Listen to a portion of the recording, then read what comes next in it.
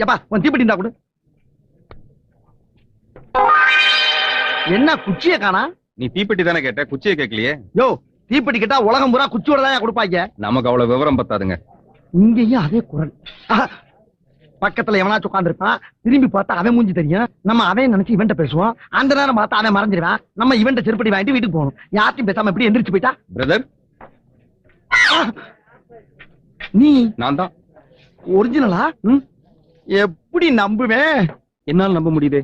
அப்ப ஒரிஜினல் தான். ஆமா, எங்க இவ்வளவு தூரம்? இனிமே நம்ம 2 பேரும் அண்ணன் தம்பியா பழகலாம். நம்ம 2 பேருமா? இருக்கட்டும். ஆமா, இதுல யார் அண்ணன் யார் தம்பி? நீ தம்பியா இருக்கும்போது நீ அண்ணனா இருக்க போறியா?